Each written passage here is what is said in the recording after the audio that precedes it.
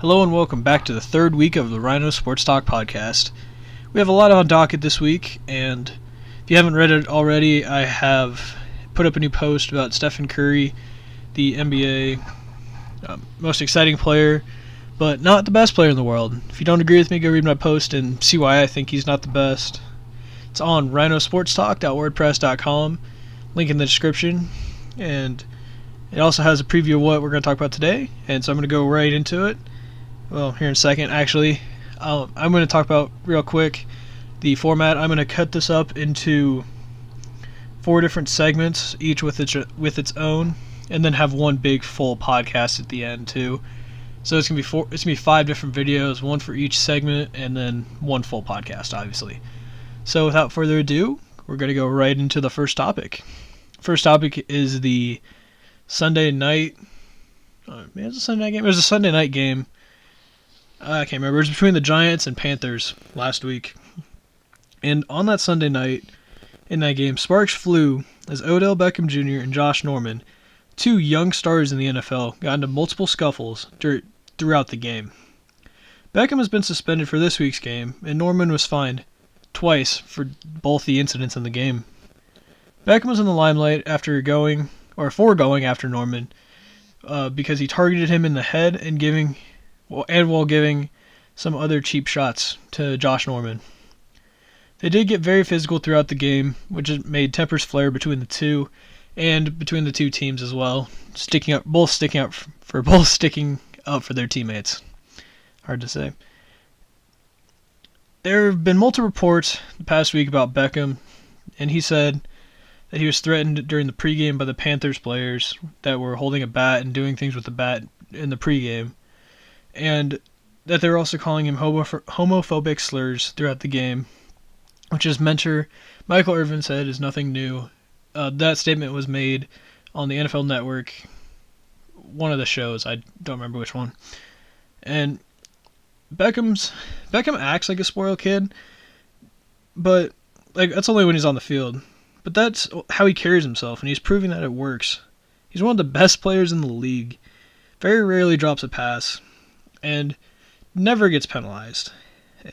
He's one of the best wide receivers, at least from a youth age, compared to how productive he's been in his short career. I don't care how he carries himself as long as he can perform. It would be a different story if he was all fired up and dancing and doing all taunting and all that stuff, and trying to fire up his team, and then goes out there and drops passes, sets his team back with penalties, does all that kind of stupid stuff, game in and game out. But he doesn't do any of that. He's one of the most consistent pass catchers in the NFL throughout his 2 years in the league. This year, in the 15 games before that, he dropped 3 passes. In that game alone, it's 14 games, sorry, and in that one game, he dropped 3. It's 6 passes in 15 games.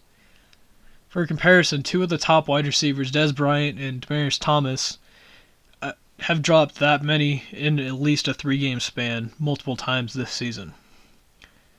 He also doesn't get called for penalties that often, mainly because he's more of a finesse player, not a physical player. He's not trying to hand check people, hand battle people, whatever you want to call that. Something that may have made him lose his cool, but it cannot be exactly pinpointed. But this fight, if you want to call it that, was the exact opposite of what the NFL wants in their games. But personally, I love it.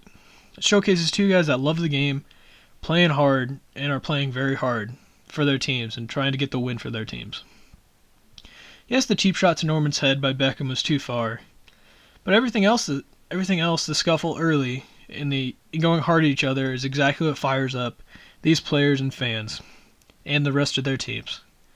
This day and age, people do not want to see that as much for one reason or another, but I think it makes the game better. I used to watch hockey, and most of the exciting parts were the fights. And when they started to limit those, it made the game not very fun to watch. Fights and competitiveness make it all sports fun to watch, especially on the professional level. I do not condone fighting at the youth or high school or younger ages if you're not professional, or at least a higher level of college. if the NFL makes a rule that people have to play like this, like these two did this past week, the game would be a lot better. But going back to Beckham, though he did try to appeal his suspension, it was denied because the league felt he did not have any remorse for his actions. I think he should have been suspended for a game, only because of the headhunting hit that he gave to Josh Norman. If you haven't seen it already, go look it up. It's pretty. You can tell he was targeting. Obviously, it was pretty bad. But lastly, I guess with this, after that hit, why weren't both Norman and Beckham looked at for concussions? I believe that was a second down or third down play. It was probably a second down, and if it was a third down, they got the first down or something like that. I don't remember. But they had another play right after where both of them were still in. That doesn't make any sense to me why the NFL is trying to prevent that type of hit where it's a head-to-head or any head-on collision, like where they get hit in the head at all. They're trying to prevent that, but then they have these two young stars do that extremely obviously, and they don't get taken out and looked at. They have other people, they have spotters out in the league, or at each game in the stands, looking for concussions, and they see that kind of hit and they just leave them in. It literally makes no sense to me why they left those two in. It just perplexes me why the NFL is being so hypocritical about more than just and everything else. They're being hypocritical about concussions, advertising and DUIs and cracking down on that. They only have they have other stuff that they're very hypocritical about. I might make a article about that later. And the last point on this, concussions are such a big deal. Why are they dropping? I saw an article this week that they're stopping funding. What's it called? It's like a research place that studies concussions, and the NFL funded that after the first concussion scandal thing that happened a couple of years ago, and they started funding that, and then they just recently pulled their funding. Like if they're so big on concussions, why are they letting these NFL players get obviously not concussed, but hit in the head and not having anything happen to them, and then they're stopped funding it completely? It just makes absolutely no sense to me. Sticking with the NFL for the next topic, what's been going on with these refs? I mean, I've seen multiple missed calls and phantom calls all season from these professionals. I was watching the Steelers-Broncos game this past week, and I saw a crucial play where there's a blatant face mask by Antonio Brown on Chris Harris near the end zone. They gave the Steelers a red zone opportunity, and I think they converted on it. And Brown literally had his hand on Harris's face mask and grabbed him. Pulled him down, pulled his head down so he couldn't see. And first off, how was that not called? It's an obvious hands to the face and offensive pass interference. But what perplexes me the most on that play was how Harris got called for pass interference. He didn't even touch Brown. He wasn't even close. He just put his hand on up to get Antonio Brown's hands off his face mask. Obviously, this is just one call, and these refs have had multiple missed calls this year, including holding calls, where blockers clearly have hands inside the shoulders, which is legal, and on the chest plate, which is also legal, and pass interferences that are where where the defender's barely touching the receiver, and the ball could be deemed uncatchable, but it's still called as a pass interference. And then on the flip side of this, there's calls where the receiver's basically getting tackled or mauled way before he's catching or allowed to catch the ball, or the ball's even close to him, I should say. And there's no call at all. And the one thing I heard, I listened to Bill Simmons a lot, and I was listening to the most recent one. It wasn't the most recent one. The most recent one I listened to was right after the Patriots-Broncos game. And the Patriots have had multiple calls against this, go against them. And in that game, there's a few phantom calls. Like Patrick Chung, when Osweiler was almost down and still holding the ball, Chung somehow, got called for pass interference in the end zone, and he wasn't even he wasn't even within 3 yards of Demaryius Thomas. There's like that was a phantom call right there. That's one of those pass interferences where you're not even near him, kind of deal. My point is that these refs are bad. They're basically deciding games when players should be deciding them. I know with being an umpire during the summer for baseball, I've been told don't dictate the game, don't let the game be decided by your calls. And that obviously goes hand in hand with the NFL being all sports. The referees don't want to be deciding the game. But it should be the players as well that decide this, not refs. It's just bad. Just plain bad. It makes the NFL look bad because they hired these guys. And they're making these games almost unwatchable. It seems like, at least to me anyways, that it's either every play or every other play you see a flag and the game just drones on because of penalties. And the college game doesn't have that. I don't really watch any other, I don't watch the CFL or UFL or anything like that. But I know the college doesn't have that. NFL does. It seems like every play there's a flag. And one major reason that all these calls are being missed or they're just bad calls is that these refs are not full time. Almost no one realizes it, but these refs have other jobs outside of reffing. And it makes sense. It's only 1 day a week. 2 if you get a Thursday and a Sunday game, or a Thursday and a Monday game kind of deal. It's only 1 or 2 days a week. And it's 4 or 5 hours a day. Maybe more if you get the pregame. Maybe it's up to 8 hours if you have a little postgame stuff. I've never been an umpire for football before, so I don't know. But it's 4 to 5 hours for the game. Obviously a little pregame, a little bit after game. But that's not a lot of game. That's not a lot of games. That's 16, 92. 92? Yeah, 92 hours for 16 weeks. That's not a lot of games, not a lot of time. So they have to resort to having other jobs. And obviously they have these other jobs during the summer and off season when they don't really have any other games to do or anything. I mean, they could ref for like summer leagues and things like that, but they don't have the NFL pay and things like that. But back to the point, I think that if Goodell wants the quality of the game to improve, which I hope he should, he needs to pay these referees more and make them full-time. The NBA and MLB does this. They have full-time refs and umpires, and they have some great games. Being an MLB umpire, yeah, you're gonna miss a couple calls, but they're not gonna be. It's gonna be like a strike or a ball missed on a borderline pitch. It's one of the toughest jobs out there. NBA the same way. It's a lot of judgment calls. It's a lot like the NFL, but there's also some obvious ones. And I honestly think the NBA does not a phenomenal job, but a good job for refereeing. And it's just getting really embarrassing to me that the NFL, they say that they want the quality of the game to increase, and they want these players to be like godly athletes and all this, and then they just have these terrible refs that are deciding the games with bad calls, blown calls, all that kind of stuff. And that needs to be changed. And one idea that I have, at least, with sticking on the idea that they need to be paid a little bit more, is why not take some of that $44 million, those tax-exempt $44 million that Commissioner Goodell gets, give to the refs.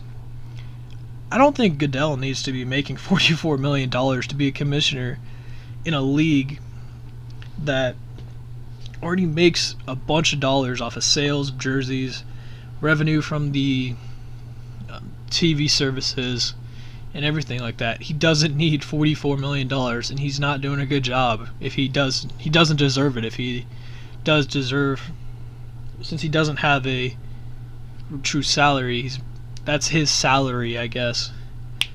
But I think just give some of that. He doesn't need $44 million. That's almost ridiculous. I cut it down to like 5 to $5 or $10 million. Give 30 of that to the refs, and we'll get some better games, better calls, and all around make this game more enjoyable to watch outside of thinking about concussions and all that kind of stuff. But at least it'll be more watchable and not as many yellow flags out there. So earlier this week, the Pro Bowl rosters were announced, and to no one's surprise, the Panthers led the league with 10 players named to this game. Also of interest, there are 2 rookie running backs, Devonta Freeman of the Atlanta Falcons, who I personally think is a great running back. Not the best in the rookie class, I'll talk about that in a minute, but he's having a great year. He's the focal point of the offense for the Falcons, and came into the season as the number 2 back behind their higher drafted running back, Tevin Coleman. But he's having a great year and definitely deserves to be in Honolulu for this game.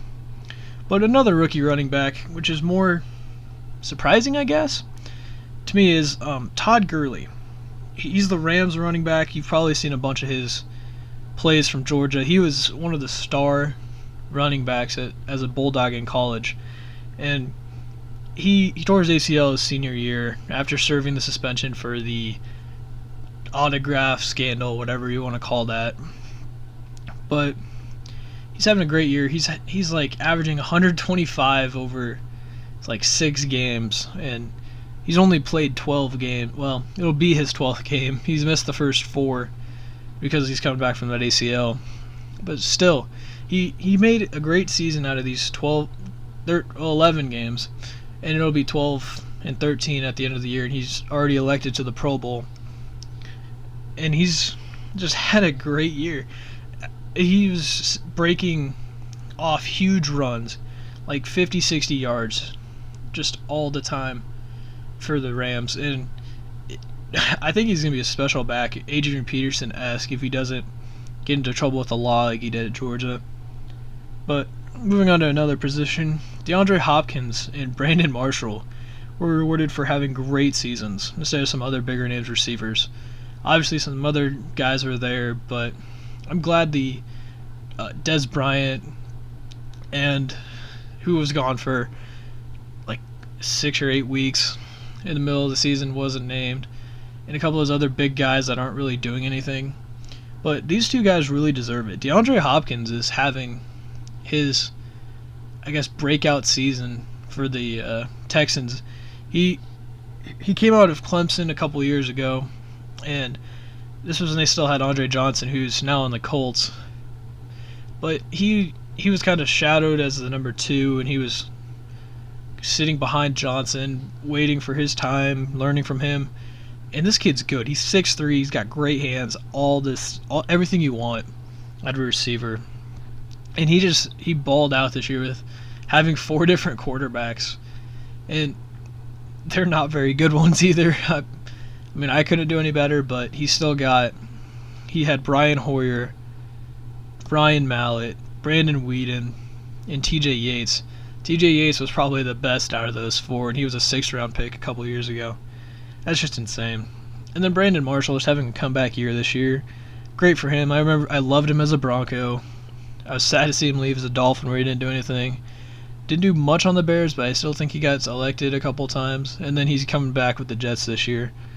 Great season for him. I'm glad he gets to go. And then moving on to tight ends, we got Tyler Eifert and Travis Kelce.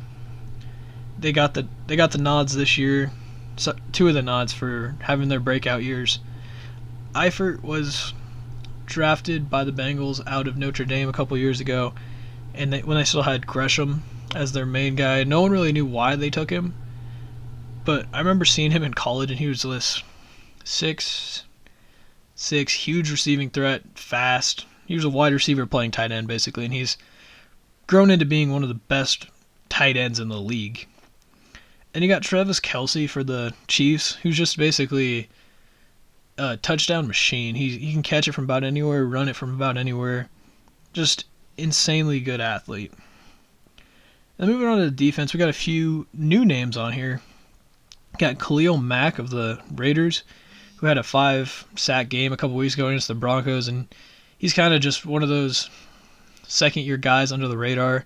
But I knew coming out of Buffalo, he's fast, he's plays hard, he's physical, he's everything you want to see out of a player at defensive end. And you got Ziggy Ansah of the Lions. He's the new star defensive lineman. Now that Ndamukong Suh and Nick Fairley are gone, he kind of took over the reins from them after learning from them for a couple years.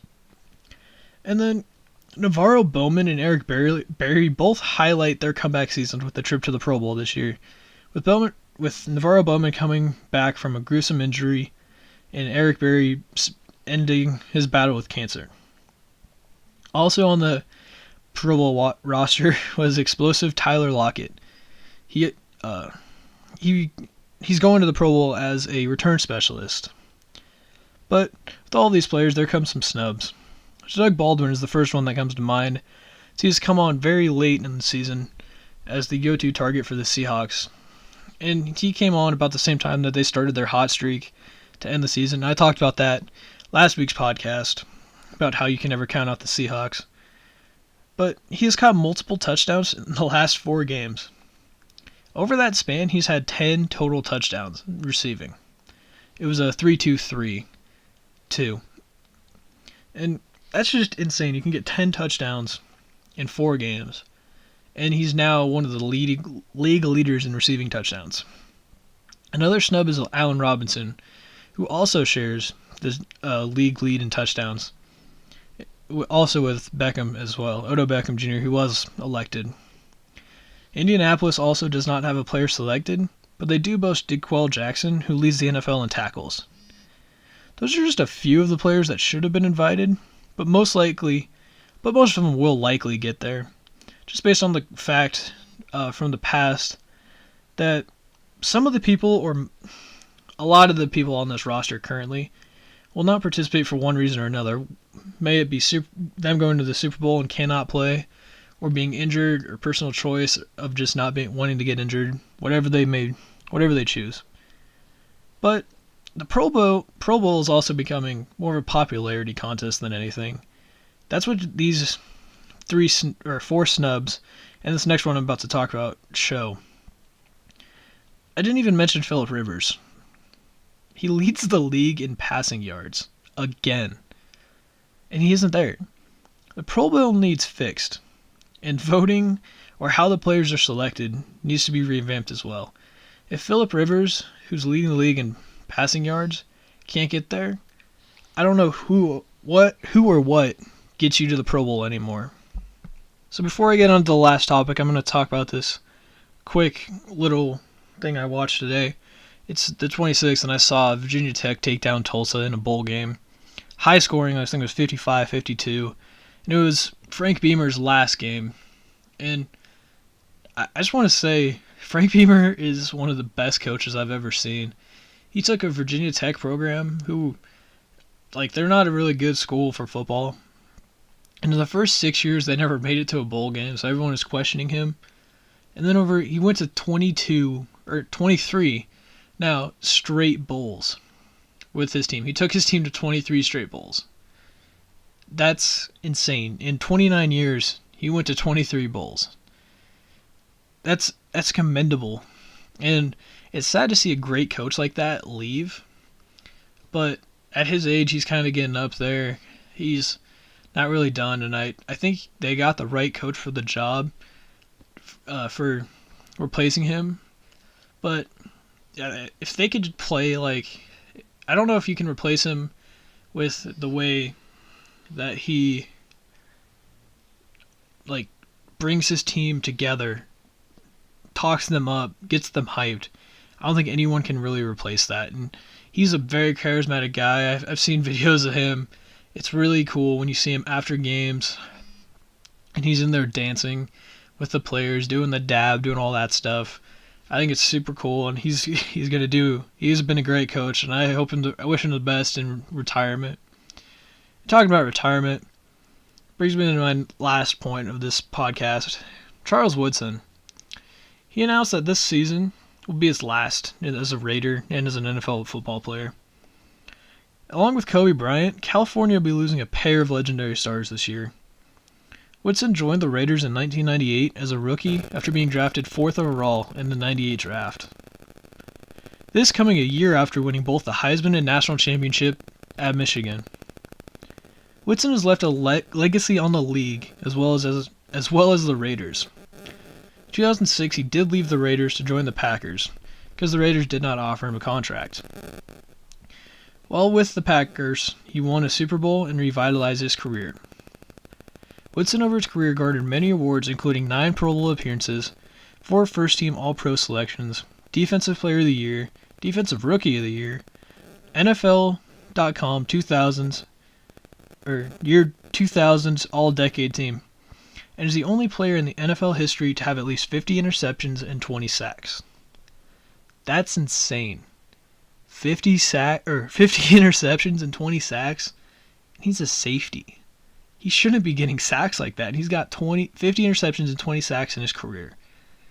That's remarkable. On Thursday, Woodson's last game in Oakland for his career. The Raiders ran a trick play and gave him his first rush attempt of his career. Woodson led the Raiders fans in a Raiders chant after the game and had this to say: "It's been a joy for me to come back and play here for the second time around. You guys are under great leadership, and this team is going to get so much better really soon." I believe Woodson is really right about that.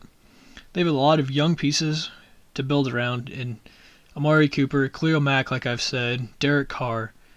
They have a lot of depth on the offensive line and defensive line. Some good young corners. DJ Hayden is a pretty good corner. Got some good linebackers outside of Mack too.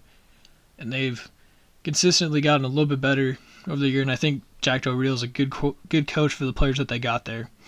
He's going to help Khalil Mack be even better and help the defense play a lot better. Woodson is a surefire first ballot Hall of Famer. Here's to you, Charles Woodson, in your retirement. Hopefully you can go out with a win as the Raiders take on the Chiefs January 3rd in Kansas City. I really hope Charles Woodson has a good career, whatever he does after. I think he's suited to be at least a defensive back coach as well. He's a great football mind. Him and Peyton Manning are 2 of the most brightest NFL players that I've ever seen and have the pleasure to watch. And I think it's great that Woodson had his first interception of Peyton Manning this year. That was pretty cool for him. Although it did hurt the Broncos, but whatever. I'm not going to deal with that. And that's a wrap for podcast number 3 of the Ryno Sports Talk podcast. Really hope you enjoyed this new format of this. And if you missed anything, including my Steph Curry, why he isn't the best player in the world blog post, go to my blog, rynosportstalk.wordpress.com. Link is in the description. And read why Curry isn't the best. It may shock you. Also, look forward to the next blog post previewing the college football playoff semifinals. That post will be coming out next week, probably Wednesday or Thursday. Thanks for listening as always. And as always, like, subscribe, and comment your opinion on any of the topics I talked about. Have a good rest of your week. Hope you had a Merry Christmas and have a Happy New Year.